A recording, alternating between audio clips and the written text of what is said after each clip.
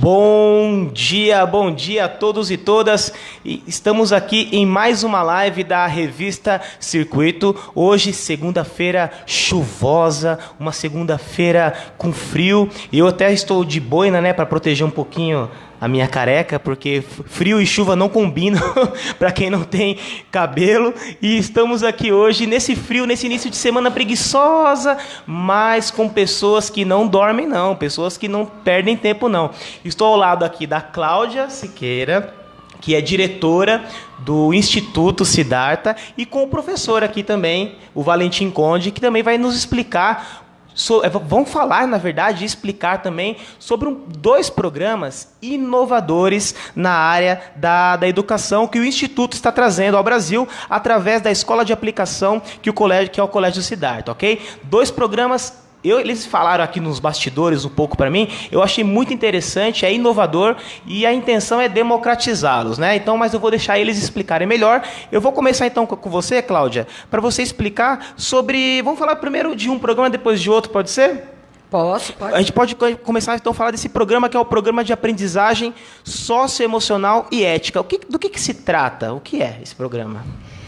Então, primeiro é um prazer poder compartilhar com a nossa cidade, onde a sede do Instituto, para a gente é muito importante chegar aos professores da rede pública do nosso município e adjacentes. Segundo, o Siddhartha, o Instituto Siddhartha, ele tem como propósito colaborar para a qualidade da educação pública do nosso país. Então, o que nós... entre todas as pesquisas, entre todos os estudos que nós estamos fazendo, duas questões, Você, quando coloca um filho na escola, porque a escola seria o segundo núcleo social de convívio de uma criança, mas a gente está perguntando assim, qual é essa relação social que essa criança, a qualidade dessa questão social que essa criança tem? Quando a gente pensa nisso, normalmente a escola, ela está muito pautada em desenvolvimento de competências intelectuais. E hoje a gente está aí que é uma situação que precisam estar muito atentos, que virou moda falar de competências socioemocionais. Mas tem que ter seriedade, tem que ter pesquisa, tem que entender. Não é um caderno, não é um programa, você tem que ter uma série de questões. E para isso, o Siddhartha, a nossa escola de aplicação, que é o Colégio Siddhartha, foi escolhido pela Universidade Emory, em Atlanta, para ser o estudo desse material feito, que o Valentim vai contar com muito mais detalhes, para podermos divulgar essa discussão socioemocional no ambiente escolar. Porque um professor pode ser formado na universidade A ou B ou C, ele não recebe na sua matriz curricular de formação sendo generalista, se fizer pedagogia, ou se fizer matemática, física, ele não recebe uma formação para essa relação, como se cuida da relação na escola, Então, isso você vai aprendendo um pouco da sua memória de escola que você teve, e é muito intuitivo, e a gente está dizendo que isso se aprende, Então, esse é um ponto. E depois a gente vai contar um pouco de um outro programa pautado em desenvolvimento de competência intelectual, também num viés importante numa área de matemática. Acho que o Valentim pode contar pra gente. O que você acha, Valentim? Vamos lá. Valentim, então eu gostaria de perguntar para você o seguinte, Primeiro, até para as pessoas entenderem como que foi o seu contato com esse programa, com o programa de aprendizagem socioemocional e ética. Certo, então, primeiramente, bom dia para todo mundo. Obrigado pela oportunidade, Neto. Obrigado pela introdução, Clau, foi bem assertiva, assim, acho que é bem o que eu queria falar mesmo. Antes de mais nada, me apresentar, eu sou pedagogo, então eu tenho me debruçado sobre esse assunto durante muito tempo. Conheci a Cláudia, na verdade, numa situação em que eu trabalhava com crianças e jovens em situação de vulnerabilidade, aqui no município de Cotia mesmo, e lá começou uma conversa nossa sobre isso, sobre qual a importância da gente falar daquilo que a Cláudia trouxe um pouco essa preocupação, aquilo que está no currículo oculto. Ou seja, aquilo que eu perco um tempo enorme para dar conta, mas ninguém dá nome. Como eu faço quando eu gasto 3/4, e tenho certeza que tem professores assistindo e vão se identificar, 3/4 do meu tempo dando conta de disciplina, relações, aspectos sociais dentro da minha sala de aula, mas não tem nome. Eu simplesmente fico apagando incêndio em sala de aula. E eu me deparei muito com isso na minha trajetória, troquei muito com a Cláudia já há algum tempo, né, sobre isso, e recentemente a gente teve a oportunidade então de entrar em contato com esse programa, que é o Sea Learning, que eu vou explicar um pouco mais, e acreditei, me enamorei, digamos assim, de toda essa proposta de tirar isso do oculto e trazer isso para o primeiro plano. Né? Vamos discutir isso direito, não vamos ficar discutindo isso na coxia, vamos discutir isso aqui na frente. E daí trouxe para a Cláudia, né? A Cláudia me convidou para fazer essa conversa aqui no Siddhartha, trouxe para a Cláudia e o Siddhartha tem essa abertura para a inovação e daí nós começamos. Então Entendi. Essa é a história. Né? Agora um pouco sobre o programa. Esse programa, em inglês, ele é conhecido como Sea Learning, mas a gente, o Siddhartha está traduzindo o material para o português, assim como fez com o próximo programa que a Cláudia vai falar sobre. Está traduzindo para o português e na tradução ele ficou aprendizagem social, emocional e ética, ou aprendizagem SEE, né, na sigla. E esse programa ele é basicamente isso mesmo. Né? Então, a gente tem uma situação que na educação, tudo aquilo que é inteligência social, socioemocional, é segundo plano, é currículo oculto. Sim. A gente não fala sobre.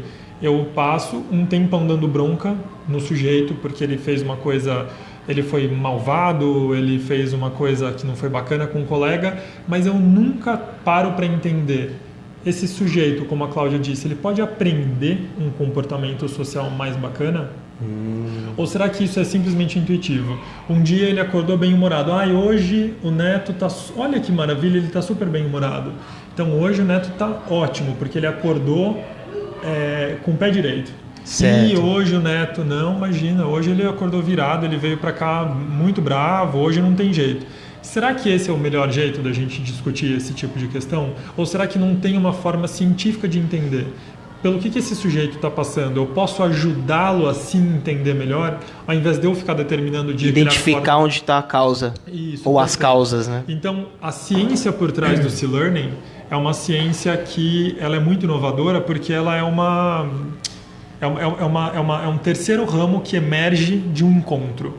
De um lado, a gente tem a neurociência, que vem prosperando cada vez mais. Né? A gente teve na década de 90 a década do cérebro, que foi conhecida lá nos Estados Unidos, onde a neurociência teve um avanço enorme e desde então ela vem cada vez mais se tornando acessível.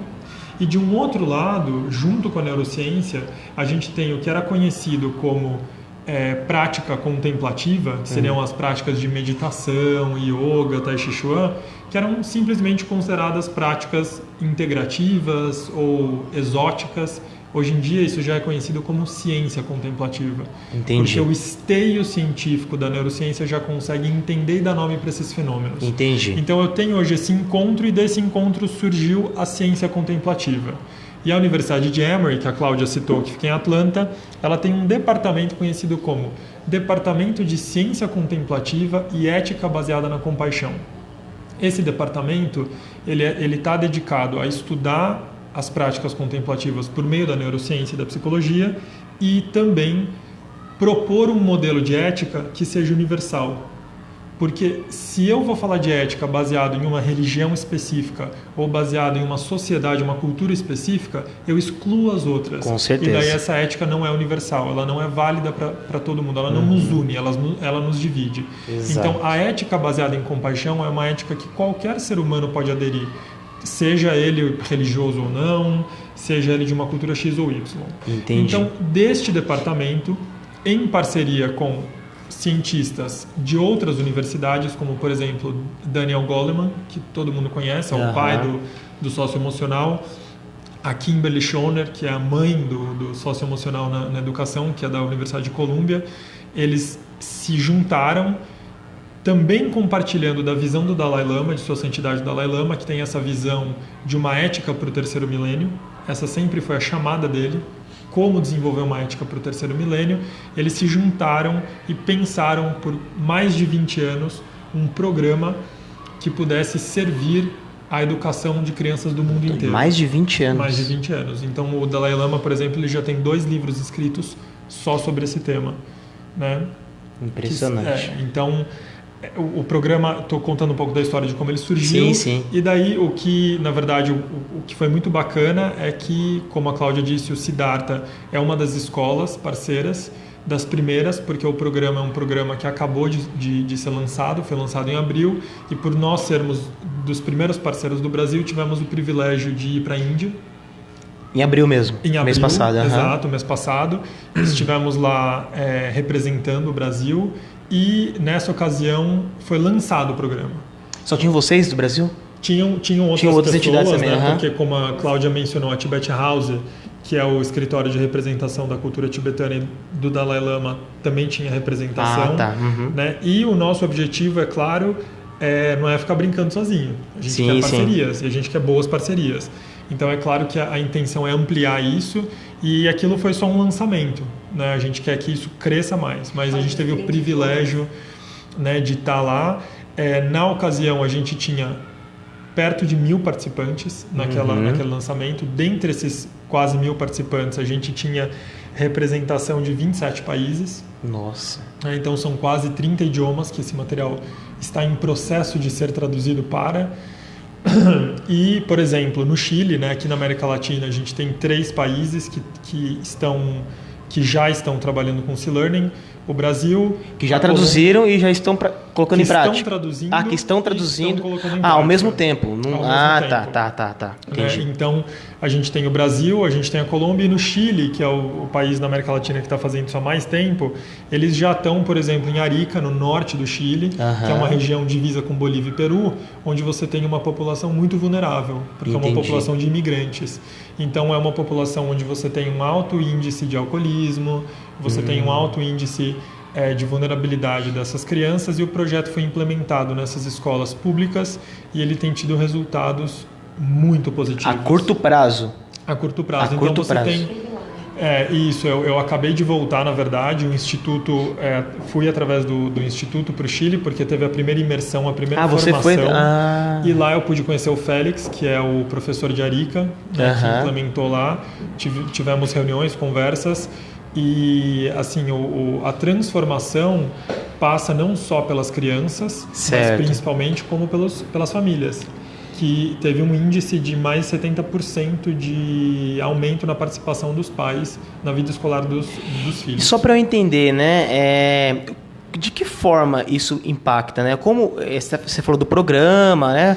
Falou agora do processo em que ele está no atual momento, mas assim, você foi ao Chile, você acabou de dizer que viu aquilo de fato na prática acontecer, aquela mudança toda, mas de que forma que isso causa esse impacto de mudança? Como que ele funciona na prática para causar essa mudança toda? Eu vou te dar uma linha, vou fazer um fio lógico bem rápido para a gente entender a estrutura do programa. Eu sei que é complexo, né? Mas só para dar uma... O nosso objetivo é tornar isso simples, democrático, então vamos lá. Na verdade, é muito simples. Né? E justamente por ser simples que a gente acredita que ele é efetivo. Ser simples não significa que a gente não precisa se debruçar e trabalhar duro. A gente precisa estudar, mas ele precisa ser acessível. Então, em primeiro lugar, a gente precisa entender quais são as nossas... os domínios de um ser humano. Então, o C-Learning ele tem como base a compreensão clara desses domínios. Eu tenho o meu domínio pessoal, né? Eu, indivíduo, né? Como é que eu me sinto, o que eu penso, a minha capacidade de me regular. Mas aí eu tenho um segundo domínio, que é o meu domínio social. Então, ninguém é uma ilha, né? A gente vive em sociedade. Exato. E justamente por isso eu preciso começar aplicando os mesmos princípios de compreensão de quem sou eu, como me sinto, o que penso, como me regulo. Como que eu provoco isso no nível social? Como que eu posso provocar essas reflexões no nível social, de entender as necessidades partindo do de outro, você pro... né? Se eu sofro, se eu busco a felicidade, se eu experimento dor, eu posso aplicar esse tipo de princípio para entender e me aproximar do outro ao invés de me afastar dele. Entendi. E eu tenho o terceiro e último domínio, que seria o domínio sistêmico. O que seria esse domínio sistêmico? É o pressuposto de que existe um princípio de interdependência. de que eu estou aqui e que o lixo que eu gero, ele provoca impacto não só no meu entorno imediato, mas ele provoca impacto em outras esferas muito maiores e, mais do que isso, em tempos muito à frente do meu. Sim. Então a minha ação hoje, ela não tem impacto simplesmente imediato nesta sala, mas ela tem impacto em outros tempos que eu não posso nem imaginar. Quantos anos esta ação vai reverberar? Qualquer tipo de ação, né? Qualquer tipo de ação, seja ela de corpo, fala ou mente. Aham. Então, esse é a linha, digamos assim, o fio condutor desse programa. Perfeito. Que o sujeito possa se entender nesses domínios e que ele possa trabalhar em 3 dimensões. Então, a primeira dimensão é atenção e consciência. Então, que ele possa desenvolver autoconsciência. Se eu pedir para você mexer, por exemplo, a mão direita, você vai precisar olhar para a sua mão direita para mexer? Não. Não. A gente chama isso de propriocepção física. Sim. Mas e se eu pedir para você me dizer de maneira assertiva o que é um pensamento, o que é uma emoção e o que é uma memória? Rapaz, você consegue? Isso aí complica mais. Então eu preciso desenvolver propriocepção interior nesse sujeito. É por isso que eu preciso trabalhar autoconsciência. Depois que eu consigo trabalhar essa autoconsciência para ele desenvolver essa propriocepção mental, então eu vou conduzir ele para um próximo passo. Esse próximo passo é compaixão. Mais do que empatia, mais do que me colocar no lugar do outro, eu preciso saber como que eu me envolvo para eliminar o sofrimento no mundo. É mais do que uma empatia, exatamente. Mais do que empatia. A gente chama de empatia 2.0. Né? Ah, tá legal. E uma vez que eu desenvolvo esse desejo genuíno de eliminar o sofrimento do mundo, daí vem a terceira dimensão, que é a dimensão do engajamento. Como que eu me engajo neste mundo de maneira ética, de modo a fazer esse sofrimento desaparecer? Porque daí não é a qualquer custo. Não é eu quero eliminar o sofrimento do meu amigo a qualquer custo e por isso eu passo por cima de qualquer situação, né? Eu quebro qualquer tipo de combinado. Não. Como que eu posso eliminar esse sofrimento dentro das regras de um jogo ético? Pensando, né? Assim, se você fizer de qualquer forma, você pode até atrapalhar mais o processo ainda do que ajudar. É isso, né? Existem coisas que são inegociáveis. Entendi. E a gente precisa entender isso. Então, eu tenho 3 domínios, 3 dimensões, e esse é o esqueleto desse projeto. Muito a partir bom. disso, eu preciso entender o seguinte: como que eu faço para ampliar o repertório de abundância dessas crianças e desses jovens, ao invés de ampliar um repertório de escassez e de desespero? Então a gente está acostumado a trabalhar num princípio de escassez. Você vai repetir de ano, suas notas estão ruins, o mundo está acabando, as coisas estão indo mal.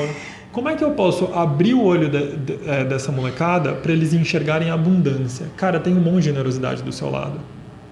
Um monte. Não, mas eu não consigo enxergar. Cara, só o fato de uma pessoa ter feito a escolha de olhar para você e sorrir, ao invés de olhar para você e fazer uma careta, isso já é um ato de generosidade. Então, como é que eu amplio um repertório de abundância ao invés de ampliar um repertório de miséria, de escassez?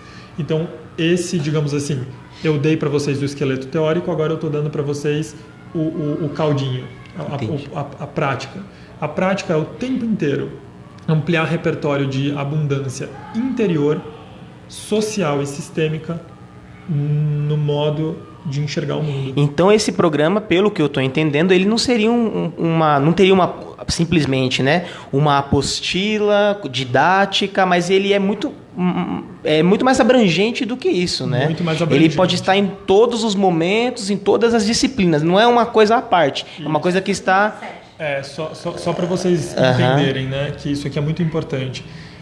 O Instituto Siddhartha, quando ele se dispôs a fazer essa parceria com a Emory, é muito mais do que trazer uma aula. A gente quer transformação de cultura e transformação de política. Perfeito. Então, o que a gente está fazendo é um plano de ação que tem curto, médio e longo prazo. Então, isto é um compromisso que nós temos com a educação. Entendi. E por conta disso, até é importante falar, né, Cláudio, que em agosto a gente vai receber os caras que fizeram o programa. Eles virão aqui para o Siddhartha para Olha fazer... só, hein? Depois a gente vai reforçar essa data. Vai ser em agosto. Já não tem uma data ainda não, né? A gente ainda já vai escolher uma fechar data. isso, mas depois... A gente vai estar tem anunciando. Certo. E a relevância dessa formação é muito substancial, porque vai ser a primeira oficina de formação de facilitadores. Mas só quem é da área da educação que pode participar, vai ser aberta a participação? Na verdade, como a Cláudia falou, a gente tem uma data anterior, que essa é a mais importante de ser divulgada. Mas, dia 26 de junho. Por que eu estou falando desse workshop? Porque nele mora justamente essa pergunta que você me falou. Quando a gente pensa em programa socioemocional, a gente pensa em muitos programas, que aqui eu não estou fazendo juízo de valor, eu só estou fazendo uma constatação, muitos programas estão preocupados com a apostila, estão preocupados com o livro. Sim. Este programa está preocupado com, como disse a Cláudia, transformação de mentalidade. Como que eu transformo a mentalidade? Transformando a cultura daquele lugar. E por isso a Emory vem ao Instituto Siddhartha para promover essa formação junto aos professores, junto a esses facilitadores. E essa formação, ela não é uma formação pontual, ou seja, fiz isto aqui no Siddhartha, estou certificado. É uma formação a longo prazo, onde eles vão acompanhar à distância durante 6 a 9 meses, para que então essa pessoa, ou seja, o professor, o educador, ele possa se transformar e ele possa genuinamente colocar essas mudanças na vida dele ou dela. Isso é uma preocupação muito grande. Porque essa mudança, tem como, vamos colocar assim, o aluno, né, como... É um termo meio, não gosto de dizer, mas como objeto, né, ali de que vai ser aplicado ali nele, mas assim, primeiramente é no próprio professor, então, no caso. Perfeito. E pesquisa científica, a gente já tem pesquisa científica robusta, mostrando que a formação do professor, e não só isso, o quanto o professor adere àquelas práticas, isso é definitivo para saber se o projeto vai ser bem sucedido ou não. Uhum. Então, se eu não tenho o professor falando essa língua, primeiramente, lembra que a gente falou dos domínios? Uhum. Se eu não tenho o professor falando essa língua no domínio pessoal, eu não posso esperar que ele leve isso genuinamente para o nível social e sistêmico. Não é só execução. Não é só execução. Né? Tem uma situação da vivência, porque a experiência passa pelo corpo. Então, você não dá aquilo que você não tem. Então, se você não trata isso, se você não vê valor disso para a sua ação, como que você faz? É a mesma coisa de você ser um professor na sala de aula. Como que você vai ensinar para o menino se você acha que ele não é capaz de aprender? Sim. E daí, qual que é o meu papel neste momento aqui no Instituto? É ser um guardião desses valores. Certo. Então, neste momento, eu, junto com a Clau, óbvio, né, e com outros, nós somos guardiões desses valores para que eles possam, aos poucos, se capilarizar e se tornarem uma cultura em que o professor, ele entende que ele tem uma caixa de ferramentas socioemocional e ética que ele pode abrir de maneira independente a qualquer momento e convidar os alunos dele a compartilhar dessas ferramentas. E isso resolveria, né, no meu ponto de vista, até onde eu estou entendendo, muitas situações que hoje em dia a gente vê na relação de professor com aluno que acabam tendo resultados desastrosos, né? E esse tipo de programa, então, ele iria auxiliar e evitar que problemas como esse que a gente vê em jornais, né, acontecendo, problema de violência dentro da sala, poderia ser resolvido de uma maneira pacífica, né, estruturada, pensada. A escola, a gente tem uma situação de linha de frente. A escola é o local onde muitos dos problemas sociais eles despontam em primeiro lugar, porque a gente está falando de encontros intergeracionais, a gente está falando de encontros multidisciplinares. Então, você pode imaginar que muita coisa que preocupa a sociedade, a gente que trabalha na escola está vendo isso há muito tempo.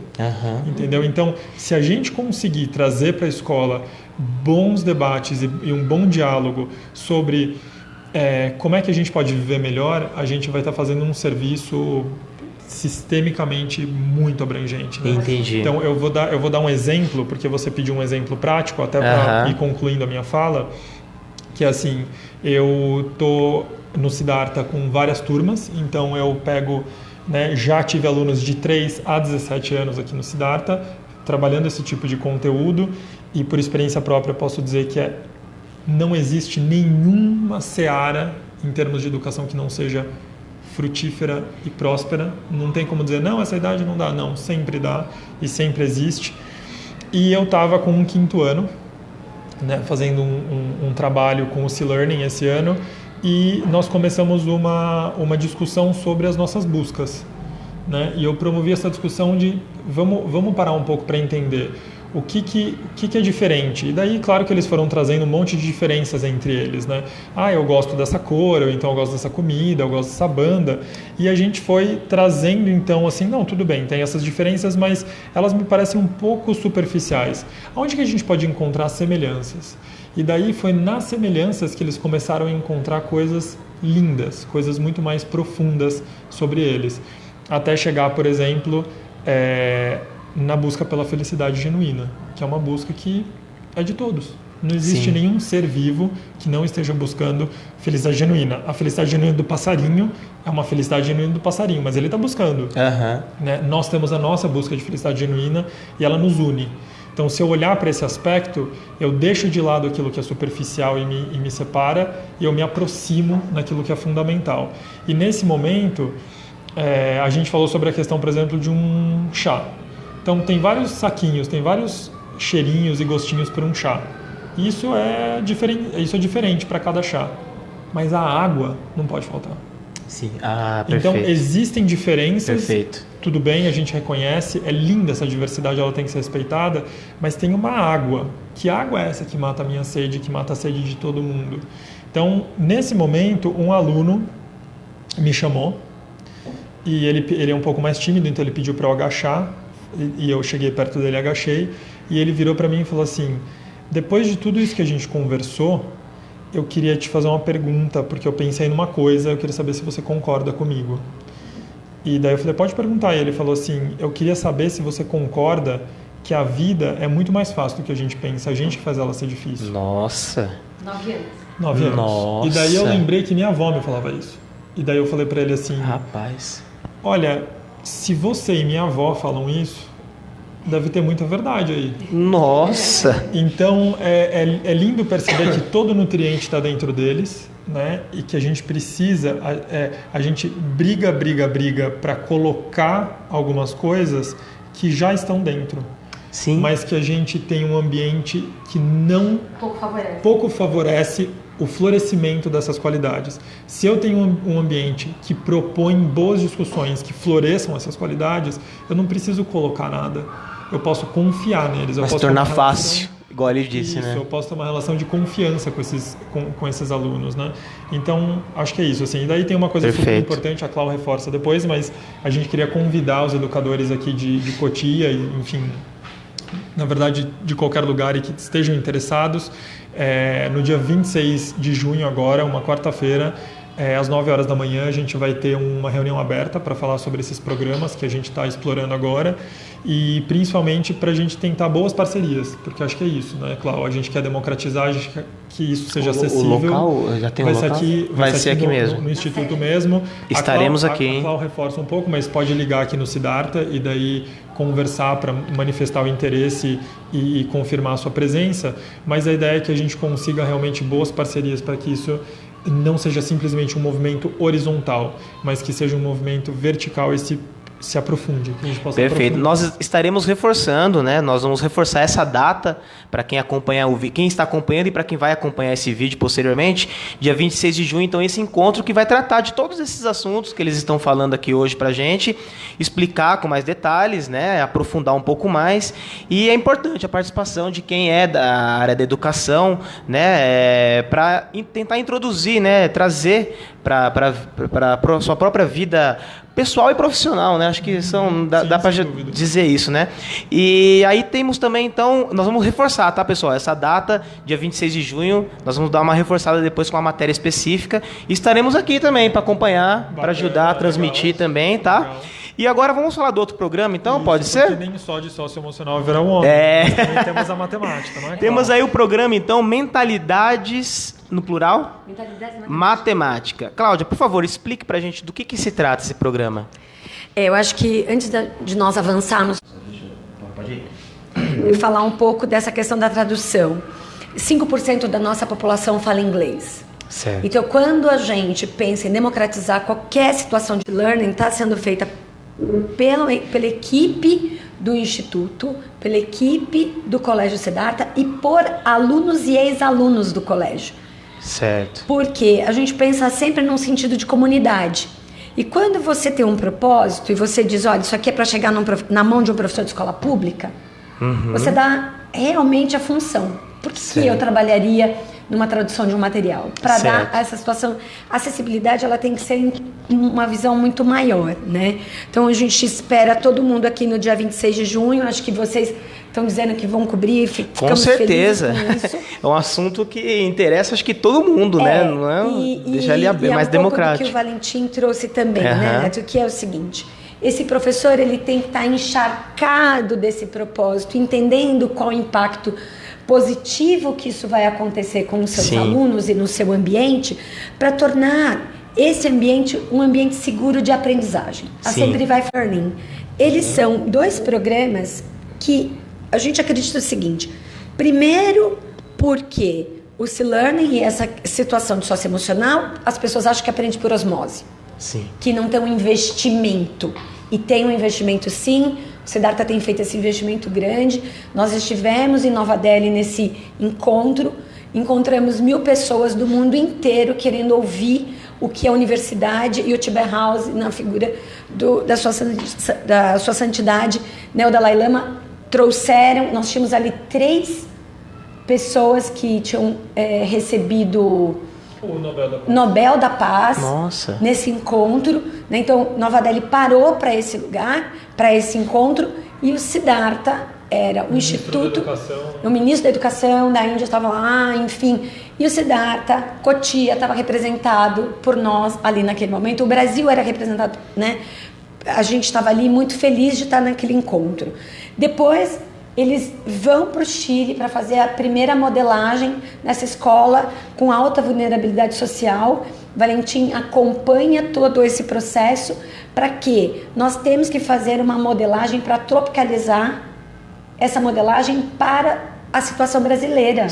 Então, assim, será que no Brasil funciona como vai funcionar no Chile? Será que o que a Emory está fazendo para as escolas na Índia, que nós visitamos várias, né? Acompanhamos também, que já estão com o programa, isso faz verdade no nosso país? Vai dialogar com a realidade daqui? Exatamente. Então não é um transfer. Por isso que o caderno, ele é um ponto de partida. Perfeito. Ele não é uma camisa de força, porque onde está a força? Está na formação das pessoas que vão trazer esse programa para cá. Por isso que esse encontro formativo é importante, e falarmos disso para a comunidade de professores, escolas interessadas em trazer essa discussão para o seu ambiente, no dia 26 de junho, às 9 da manhã, é uma coisa assim. Deixa eu entender o que é isso. Então vai vir para cá, vai conversar conosco, vai ligar aqui no 4612-2711, pedir para falar com a Roberta, e aí você vai poder se inscrever, porque a gente tem um número delimitado para receber as pessoas. Vendo isso, vamos para um outro extremo. O Brasil é o penúltimo lugar no PISA nos resultados de matemática, né? Então a gente é um país ainda que está discutindo analfabetismo funcional, mas a gente não fala de lógica. E a lógica antecede a escrita, porque escrever é lógica, você fazer relação é lógica. Então o que nós fizemos? Há 5 anos atrás, nós fomos para Stanford, conhecemos a professora Jo Boaler num departamento de matemática. Ela é uma pesquisadora que está revolucionando essa discussão. Ela montou um site que chama YouQubit, e que nós traduzimos, o Instituto Siddhartha traduziu esse site. Fora o inglês, ele só está traduzido para o português. Ele tem mais de 30 milhões de acessos no mundo. Nossa! Então, é uma pesquisa enorme, super democrática, porque está acessando professor de rede pública para poder ter o trabalho. Nós já estamos caminhando para o 3º livro da Jo Boaler, também na tradução para o português. Então, quem quiser, a editora Penso, pode escrever para a gente, e a gente indica todos os livros de estudos de matemática. E é importante pensar o seguinte: a Jo Boaler começou a fazer uma pesquisa também na área de matemática, de lógica e gênero. Porque as meninas começam a se sentir não competentes na área de matemática a partir de 9 anos. Olha só. E a gente conseguiu trazer essa pesquisa, tropicalizar esse material, e numa conversa com 50 professoras de Fundium, que seria de 1º ao 5º ano, Você pergunta para elas, por que vocês foram para pedagogia? Porque eu achava que não era boa em lógica. Olha só. Então são essas mulheres que hoje estão educando outras mulheres e faltam ferramentas. Então a nossa discussão no Mentalidades Matemáticas é fazer com que todo mundo acredite que é possível aprender matemática sim.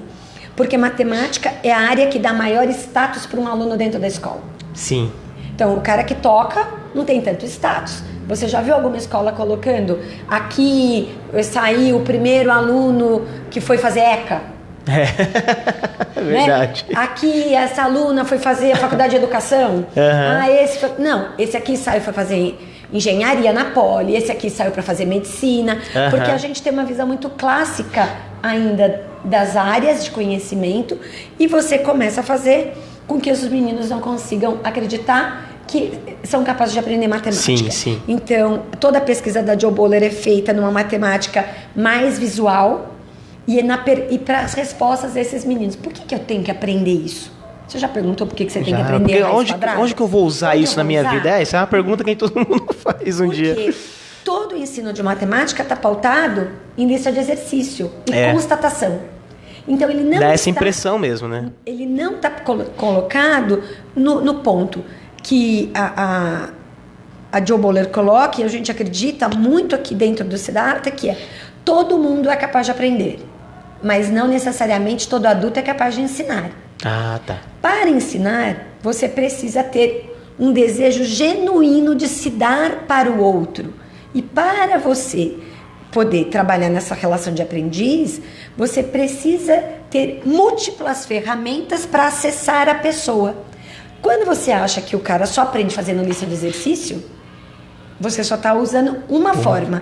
Mas você tem que ser muito mais ampliado nessa sua formação para você poder acessar um aluno. E quando você olha para uma criança e diz, ai, tá vendo? Você não tem jeito? Ele começa a acreditar que não tem jeito.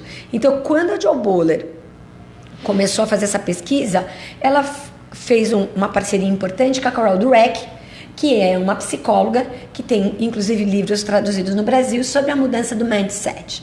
Porque inteligência se desenvolve, não é dom. Esse é inteligente, esse não é. Esse é capaz, esse não é. Por isso a nossa discussão muito com políticas públicas. Quando nós falamos desse programa, agora vamos receber, dia 10 agora de junho, a 14, um professor que lá de Stanford, que trabalha com salas de Fundamental 2 e com meninos de alta vulnerabilidade, imigrantes também. E esse professor já foi tese de mais de 30 mestrados e doutorados. Nossa! E ele conseguiu resultados importantes com um grupo e ele vem modelar. Nós gostaríamos muito de ter professores da rede pública de Cotia nessa semana. Porque do dia 10 ao dia 14. Do dia 10 ao dia 14. Ah, semana que vem já, semana né? Que vem, segunda a sexta, é. Então nós divulgamos aqui na nossa rede, enfim. E seria importante ter pessoas aqui, porque nós abrimos, escancaramos o Siddhartha para todo e qualquer professor de rede pública do Brasil inteiro e pesquisadores para que possam discutir com a gente tendências em educação. Certo. Sempre pautado em pesquisas, para que isso tenha legitimidade e isso tenha credibilidade. Depois, em agosto, nós recebemos o chefe de pesquisa de Stanford, também na área de matemática. Ele vai ficar um mês aqui no Siddhartha e visitando escolas parceiras públicas para o trabalho de matemática. Em setembro, a própria Jo Boaler, é a primeira vez que ela vem ao Brasil para um seminário de 2 dias, totalmente voltado para políticas públicas, e nós também estamos organizando um TED sobre lógica e gênero com ela e outros pesquisadores brasileiros nessa área, porque a gente tem que mudar a mentalidade das pessoas.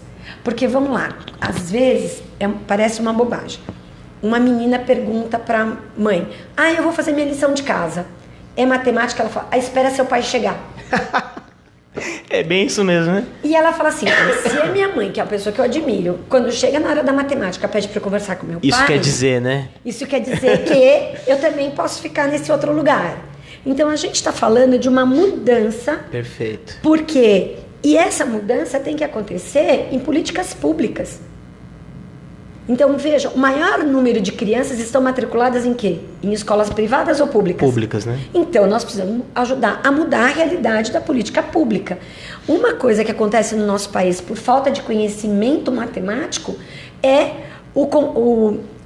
você conseguir empréstimos consignados para aposentado. Ele não sabe quanto é juros. Sim. Então, veja bem, a gente... Isso vai refletir em toda a vida, né? Vai refletir na vida inteira. Então, veja, nós temos... Isso aí é quase um pecado capital, tirar dinheiro de velhinho que tem aposentadoria. Mas é um nicho que os bancos descobriram, porque tira direto, porque ele não sabe quanto que é de juros. Sim. Então, veja, se você não consegue fazer conta, se você não consegue escrever adequadamente, como que você tem uma situação para exercer cidadania? Sim. Então a pergunta é, nós temos um compromisso moral no Siddhartha de propagar essas discussões, de trazer isso para um âmbito de política pública, porque o Siddhartha tem isso como propósito. Nós temos um princípio que é teorias não substituem experiências de vida. Uhum. Então, nós acreditamos, e é necessário servir a sociedade. Então, todos nós que atuamos e somos funcionários do Siddhartha, temos esse propósito em mente. Certo. Né? Nós somos uma região importante, próximas a São Paulo, então, a gente está falando de Cotia, Carapicuíba, Itapevi, Jandira. Qual é o IDEB da nossa região? Como que nós estamos colocados?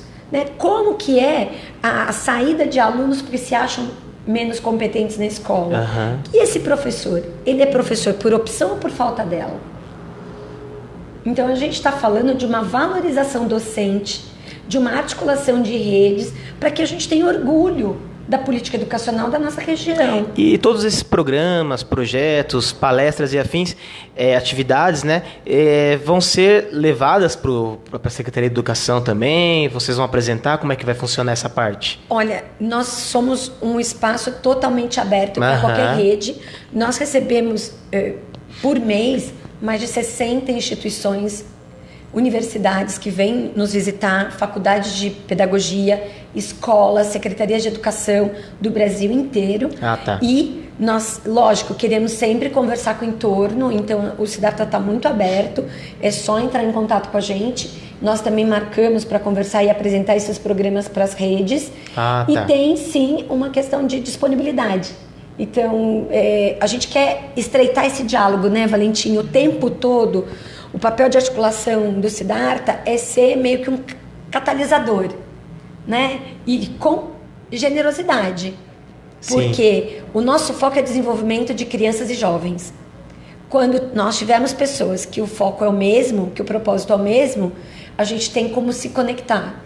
Então, o Mentalidades Matemáticas vai fazer um projeto que é um summer, que acontece dentro de uma pesquisa que a Joe Boller fez também, que consegue tirar situações de matemática e atrasos, né, de 2,7 anos em 18 dias. Nossa! E isso, a Fundação Bill Gates acabou de dar uma verba importante para o departamento dela, e vai ser feito com mais de 2.000 alunos nos Estados Unidos, e o único país que vai fazer isso é o Brasil, fora o que está acontecendo com o apoio do Bill Gates, da Fundação Bill Gates. Sim. E vai ser o Siddhartha aqui em julho, em uma escola do nosso município, em Cotia. Entendi. E em janeiro de 2020, nós faremos uma escala maior para poder ampliar esse programa para o Brasil todo. Pessoal, fica aí, né? Toda essa explanação em torno desses dois programas agora precisa das pessoas também estarem vindo, procurando, participando, porque sozinho não se faz as coisas. Entrar né? no nosso site. Procurar, se interessar, né? Entrar no site do YouCube, depois a gente pode mandar para você, você divulgar. Uhum. Entrar no site, no Facebook do Mentalidades Matemáticas, não conseguiu, entra no site do próprio colégio de aplicação, o Colégio Siddhartha, no Instagram do Instituto, no Instagram, tentar conversar. porque a gente quer muito reunir essas pessoas. Todos esses contatos, depois você me passa, a gente vai colocar no site amanhã. A matéria desse bate-papo, é um bate-papo que a gente está fazendo aqui, vai estar no site da Revista Circuito, www.revistacircuito.com.br. Pode entrar lá, vai estar no nosso painel de destaque, e lá no finalzinho do texto, abaixo do vídeo, vai ter lá todos os contatos, redes sociais, para quem se interessar e quiser saber mais, procurar saber das datas, horários que vão acontecer essas atividades, e principalmente, pessoal, participar. Venha participar, porque educação, como nós sabemos, usamos sempre esse clichê, a base de todos os tipos de transformações, transformação social, cultural, ecológica, tudo na base está na educação, e o Siddhartha está aí, como vocês puderam ver, preocupadíssimos com isso e levando isso a sério, Eu quero agradecer, Cláudia, Valentim, por ter nos recebido aqui hoje. Agradecer quem acompanhou e quem vai acompanhar posteriormente. Compartilhe esse vídeo na sua rede, no seu perfil, nas suas páginas, porque é um assunto que não interessa somente aqui na região, interessa tudo, todos os lugares, todos os cantos, todos os bairros, todas as cidades, tudo, onde tem pessoas, seres humanos com esse potencial de transformação, esse assunto interessa, É um alimento, para a gente transformar. Eu sou ligado também à área da educação. Eu sou jornalista, mas eu sou arte educador, trabalho com oficina de poesia. Então esse assunto particularmente também me interessa muito, e assim, como divulgador estarei junto, e como também um arte educador estarei junto para aprender e trazer isso para a minha vida também. Eu aprendi muito aqui com vocês hoje, eu queria agradecer também por isso, e pretendo assim, divulgar também para os meus contatos pessoais, para as pessoas estarem participando. Muito obrigado. Tem alguma coisa para complementar? Não, acho que assim, fico feliz em saber que você também... o bichinho da educação te mordeu. Mordeu, opa. Acho que é importante, você está super convidado, Tu como pessoa física, para fazer parte disso, porque a gente quer ampliar isso. Quero agradecer a Circuito, a Gabi e toda a equipe, sempre muito generosos com tudo que a gente está fazendo, e nós sabemos dessa atenção da revista para melhorar a nossa região, e tudo que nós pudermos fazer, vocês sempre vão saber. Muito bom. Tá bom? Muito bom. Valentim, considerações finais? Não, agradecer mesmo a atenção de vocês que estão assistindo a gente, agradecer você, a equipe da Circuito, e lembrar que você está trazendo para a gente esse dado importante, de que você tem esse viés da educação também. Sim, Mas ainda que alguém aqui que está assistindo a gente não esteja envolvido diretamente com educação, com esse fazer da educação, é sempre importante a gente convidar para reflexão, O ato de educar, ele é um ato, na verdade, da comunidade, Sim. O cara que vende jornal na banca, o cara que vende suco lá na padaria, ele está dando troco para uma criança. Sim. E se eu estou dando troco para uma criança, eu estou de alguma forma dando um tipo de exemplo. Sim. Se eu dou o troco errado, se eu sou de qualquer forma malicioso, se eu não sou honesto, ou mesmo se eu sou, antipático, mal educado, tudo isso são situações educadoras, que eu estou educando. Então, convidar, todo mundo, não importa qual seja a sua carreira. Sim. Essa discussão da importância da educação, ela é sobre uma comunidade educadora, mais do que nada. Exatamente, perfeito. Pessoal, estaremos então reforçando todas essas datas, a do dia 26 de junho, principalmente, que vai ser o encontro maior aí, mas todas essas datas estaremos divulgando. Acompanhe aí a Circuito, que está super apoiando lado a lado aí com a causa da educação, pode ter certeza disso, tá bom? Gente, obrigado, um abraço a todos e todas, ficamos aqui e até a próxima live da revista, ok? Tchau, tchau, valeu!